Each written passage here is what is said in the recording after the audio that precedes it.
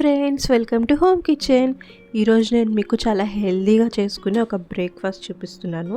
అదే గోధుమ రవ్వ ఉప్మా అండి. ఎలా చేయాలో చూసేద్దాం రండి. ఫస్ట్ ఒక ప్యాన్ తీసుకొని ఆయిల్ వేసి హీట్ చేయాలండి. ఆయిల్ హీట్ అయ్యాక 1/2 టేబుల్ స్పూన్ ఆవాలు, 1/2 టేబుల్ స్పూన్ జీలకర్ర,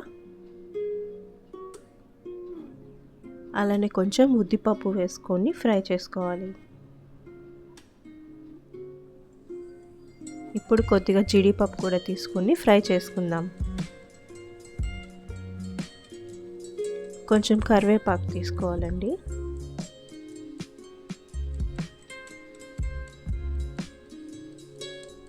ఇది కొంచెం ఫ్రై అయ్యాక ఆల్రెడీ కట్ చేసి పెట్టుకున్న ఆనియన్స్ అండ్ చిల్లీస్ వేసుకొని ఫ్రై చేసుకుందాం.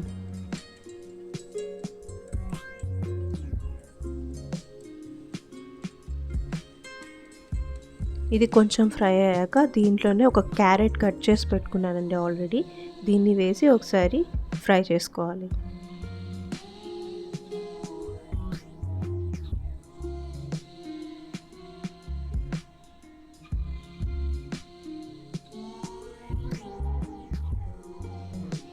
ఇప్పుడు 1 టమాటోని కట్ చేసి వేసుకొని ఫ్రై చేసుకుందాం. దీంట్లో మీకు కావాల్సిన వెజిటేబుల్స్ యాడ్ చేసుకోవచ్చండి. ఇప్పుడు కొద్దిగా పుదీనా కూడా తీసుకొని ఫ్రై చేసుకుందాం. పుదీనా వేసుకుంటే ఉప్మా ఫ్లేవర్ చాలా బాగుంటుందండి. ఒకసారి ట్రై చేసి చూడండి.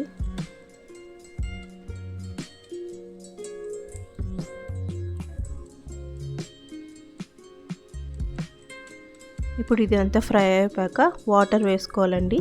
నేను 1 గ్లాస్ గోధుమ రవ్వకి 2.5 గ్లాస్ వాటర్ వేసుకున్నాను.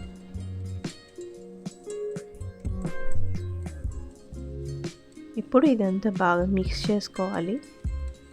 ఇప్పుడు దీంట్లో కొద్దిగా సాల్ట్ వేసుకుందాం. సాల్ట్ దీంట్లో సముద్రం వాటర్ అంత ఉప్పగా ఉండాలండి.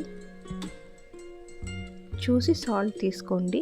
ఇప్పుడు ఇలా మొత్తం వాటర్ అంతా కొంచెం తెల్లినట్టుగా రావాలి. ఇదే టైంలో గోధుమ రవ్వని ఆల్రెడీ నేను ముందే వేయించి పెట్టుకున్నానండి. వేయించి పెట్టుకున్న గోధుమ రవ్వని వేసేసి కలుపుకోవాలి.